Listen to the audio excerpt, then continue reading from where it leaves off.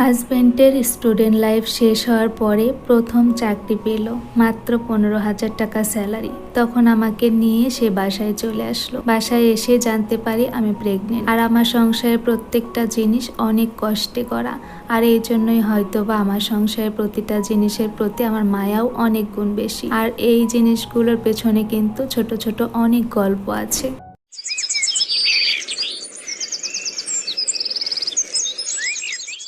আসসালামু আলাইকুম, কেমন আছেন সবাই? আশা করছি কাছে দূরে, দেশ এবং দেশের বাহিরে যে যেখান থেকে আমার ভিডিওটি দেখছেন বা দেখবেন সবাই ভালো আছেন। আলহামদুলিল্লাহ, পরিবার নিয়ে আমিও বেশ ভালো আছি। আজকে নতুন আরও একটি ডেইলি ব্লগ দেখার জন্য সবাইকে ইশরাস মম চ্যানেলে আরও একবার স্বাগত জানাচ্ছি। আশা করছি শেষ পর্যন্ত আপনারা আমার সাথে থাকবেন, আর অবশ্যই আপনাদের কাছে একটু হলেও ব্লগটা ভালো লাগবে। আজকে সকালে 2 ঘরে বিছানা উঠিয়ে তারপরে ব্লগটা স্টার্ট করলাম। আর আমি সবসময়ই বিছানা 2টা গুছিয়ে নেই আগে থেকে, কারণ দেখা যায় বিছানাটা গুছিয়ে নিলে ঘরটা অনেক বেশি গোছালো লাগে। আর বিছানা 2টা যদি এলোমেলো থাকে মনে হয় পুরো বাসাটাই যেন এলোমেলো। তারের সাথে কয়েকটা কাঁথা কাপড় ছিল বাবুর, তো এগুলো উঠিয়ে ভাঁজ করে নিচ্ছি। আর আজকেও তো হচ্ছে মেঘে ঢাকা সূর্য, একদমই রোদ উঠছে না, মাঝে মধ্যে অল্প একটু বের হচ্ছে এরকম। তো এই ঘরে হচ্ছে বাবুর জন্য বিছানা রেডি করে নিয়েছি। তো ওই ঘর থেকে এখন বালিশগুলো এনে দিয়ে দিব। আর এখানে কথা বলতে বলতে আমার কিন্তু কাঁথা কাপড়গুলো ভাঁজ করে নেওয়া হয়ে গেছে।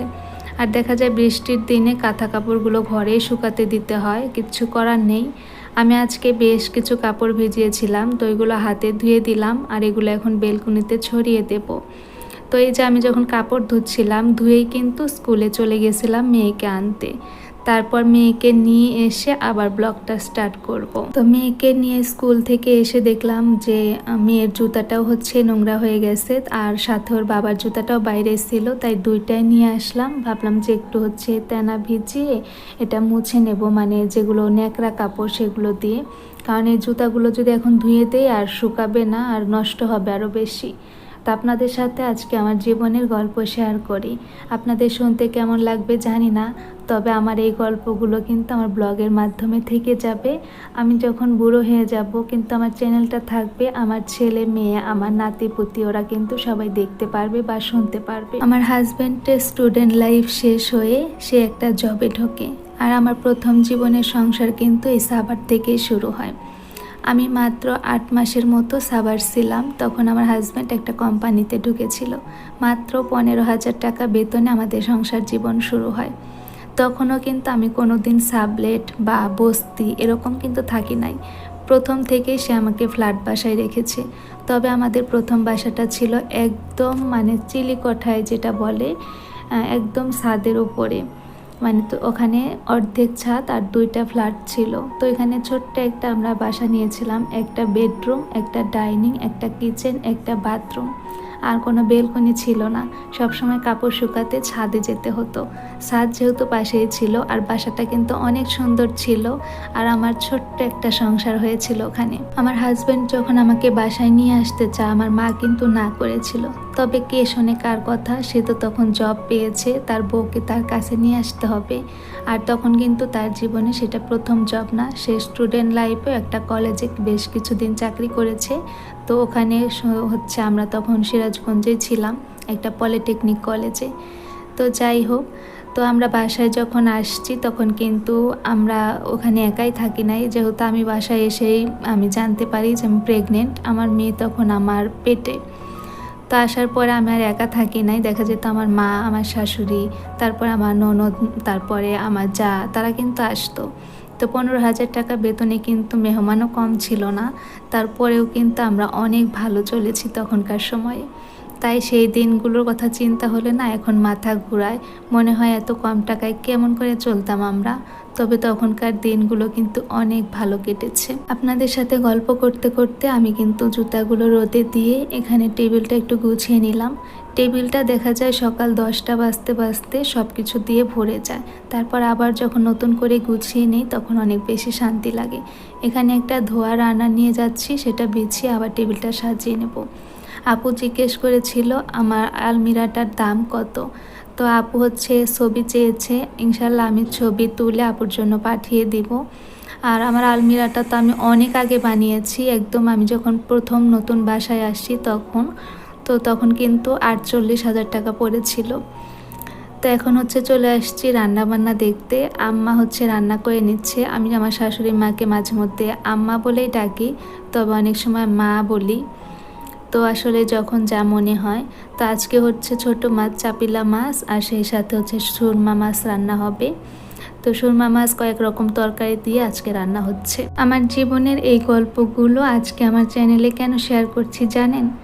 আমি যখন থাকবো না, বা আমি যখন বুড়ো হয়ে যাব, তখন আমার এই চ্যানেলের মাধ্যমে কিন্তু আমার এই ভিডিওগুলো থেকে যাবে। আমার ছেলে মেয়ে যখন বড় হবে তখন ওরা এই চ্যানেলের মাধ্যমে সেই কথাগুলো জানতে পারবে। আর একটা কারণ হচ্ছে এই যে আমার প্রিয় প্রিয় আপু, আমার দর্শক, তারাও কিন্তু আমার জীবনের গল্পটার সাথে ভাগী হচ্ছে।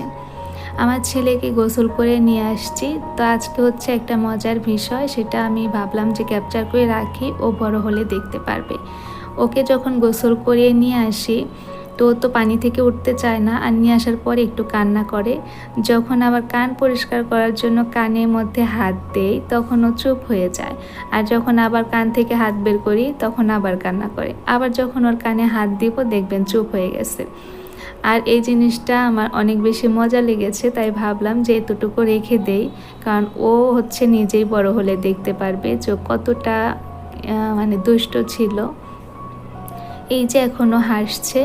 তো শেষের দিকে হচ্ছে আমি ওর সাথে কথা বলছিলাম আর কান পরিষ্কার করে দিচ্ছিলাম, তখন ওরও হাসছিল। তো ওকে হচ্ছে ঘুম পাড়িয়ে দিয়ে আবার হচ্ছে বাকি যে কাজগুলো আছে সেগুলো করে নিতে চলে আসলাম। তো এখন হচ্ছে ড্রয়িং রুমের সোফাগুলো ঝেড়ে আমি সিটিংয়ের যে চাদরটা ওটা উঠিয়ে নিব, কারণ কালকে হচ্ছে ভাত খেতে নিয়ে এর উপর হচ্ছে তরকারির ঝোল ফেলেছিল আর হলুদের দাগ বসে গেছে। তো আমার শাশুড়ি মা আবার ওইখানে পেস্ট লাগিয়ে রেখেছে, তো ভাবলাম যে ওইটা উঠিয়ে ধুয়ে দিব। তবে আজকে আর ভিজাবো না, আজকে তো একদমই রোদ নেই, আবার হচ্ছে একটু একটু ছিটছাট বৃষ্টি হচ্ছে, তাই ভাবলাম যে উঠিয়ে রেখে দেই, কালকে ধুয়ে দিব। তো যাই বলছিলাম, আমি বলছিলাম না যে আমার সংসারের সব কিছু কিন্তু অনেক কষ্টে গড়া হয়েছে। তো তার মধ্যে থেকে আপনাদের সাথে একটা গল্প শেয়ার করি, সেটা হচ্ছে আমার ওয়াশিং মেশিন কেনার গল্প। আমি যখন বাসা এখান থেকে সাভার থেকে শিফট করে যাত্রাবাড়ি চলে যাই, তখন তো আমার মেয়ে আমার কোলে চলে আসে। আর ও হওয়ার পর ওর বয়স যখন ঠিক 6 মাস কি 7 মাস, তখন থেকে আমার পায়ে সমস্যা শুরু হয়। জানি না সেটা কেন হঠাৎ করে হয়েছিল, হয়তো বা খাওয়া দাওয়া 19-20-এর জন্য, আর তখন হয়তো বা বুঝতে পারিনি, বয়সও কম ছিল, ওই কারণে হয়তো বা। তখন থেকে কিন্তু আমার অনেক বেশি কাপড় চোপড় ধুতে কষ্ট হতো, ঘর মুছতে কষ্ট হতো। তখন তো কাজের লোক রেখে দিছে, কিন্তু কাপড় চোপড় তো আর ধোয়ার জন্য ওই রকম পাওয়া যায় না। আর ওইখানে না আমরা যা এখন রেগুলার কাজ করার জন্য লোক পাই, তখন ওই রকম পেতাম না। একটা কাজের লোক নিলে দেখা যেত টাকা কম নিত, তবে মাসে সে 15 দিনের মতো ছুটি কাটাতো। অনেক দিন এমন হতো যে কাপড় ভিজিয়েছে একটু বেশি করে, সে আসবে বলে, মানে কাজের লোক আসবে বলে, তবে সেদিন আসতো না। আবার নিজেরই কষ্ট করে বিকেলে ধুয়ে দিতে হতো। তখন হচ্ছে হাজব্যান্ডের সাথে বুঝি যে আমাদের একটা ওয়াশিং মেশিন হলে অনেক বেশি ভালো হবে। তবে যখন ওয়াশিং মেশিন আমাদের কেনার সামর্থ্য নেই, তারপরও আমি কিন্তু 2 দিন 2টা সিঙ্গারের শোরুম গিয়ে দেখে আসছি যে মেশিন কত করে। তো গিয়ে দেখি যখন ভালোটা সিঙ্গারে, মানে অটো মেশিন যেটা, তো ওইটাই হচ্ছে তখন 24,000 টাকা ছিল। তো তখন তো বাসায় এসে ভাবতাম যে এত টাকা দিয়ে আমাদের কেনার সামর্থ্য নেই, কিনতে হয়তো পারবো না। তো এরকম করে করে কিন্তু কয়েকটা বছর কেটে যায়, আর মেশিন কিনবো এটা কখনো ভাবেই নাই যে কিনবো, পরে হচ্ছে ভুলে যাই সেই জিনিসটা। তো আবার হচ্ছে যখন করোনা শুরু হয় 2020-এ, তখন হচ্ছে কাপড় ধুতে আবার কষ্ট হলো। তখন তো একদম বাঁধা কাজের মানুষ ছিল। তো করোনার জন্য কাজের মানুষ ওর বাবা না করে দিল যে বাসায় হচ্ছে বাড়তি লোক ঢুকাবে না। তো তখন আবার নিজের কাপড় ধুতে হতো। পরে একদিন হচ্ছে আমি কাপড় ইচ্ছা করে না ধুয়ে রেখে দিচ্ছি যে তোমার কাপড় তুমি ধুবে। তো ওই দিনই কিন্তু সে অনলাইনে একটা ওয়াশিং মেশিন অর্ডার দিয়ে দেয়, আর আমাকে বলছিল ওয়াশিং মেশিন অর্ডার করেছি। তা আমি তো বিশ্বাস করছিলাম না, ভাবছিলাম আমার সাথে হয়তো দুষ্টুমি করছে। পরে 2 দিন পরে দেখি আমার বাসা ওয়াশিং মেশিন চলে আসছে। তা আসলে মানুষের জীবন সব সময় সমান থাকে না, এক এক সময় এক এক রকম কাটে। কখনো হয়তো বা দুঃখ থাকলে পরে সুখ আসে, আর এটা আমি বিশ্বাস করি। তো তো যাই হোক, আপনাদের সাথে অনেক কথা শেয়ার করলাম। এখানে ড্রয়িং রুমে যে এই যে আমার হাতে বানানো যে সেলফগুলো, এগুলো আমার খুব বেশি পরিষ্কার করা হয় না, অনেক দিন পর পর আমি খুলে এটা ঝেড়ে নেই। আর এর মধ্যে দেখতেই পাচ্ছেন কি পরিমাণ মাকড়সার জাল। তো এটা হচ্ছে ব্রাশ দিয়ে কিন্তু ঝেড়ে নিলে খুব সুন্দর ক্লিন হয়ে যায়। আর এই যে কতগুলো ময়লা বের হয়েছে। আর এর উপরে যে গাছগুলো রাখা, এগুলোর অবস্থা অনেক খারাপ, অনেক বেশি ধুলাবালি জমে গেছে। তো এগুলোও ধুয়ে দিব। আর আজকে আমার এই ভিডিওতে আমার এই গল্পগুলো আপনাদের কাছে কেমন লেগেছে সবাই জানাবেন। আর যদি কারো কাছে শুনতে খারাপ লাগে তাও জানাবেন, তাহলে আর কখনো এই ধরনের গল্প শেয়ার করব না, কথা দিচ্ছি। কাজ শেষ করে ভাত খেতে বসে গেছি।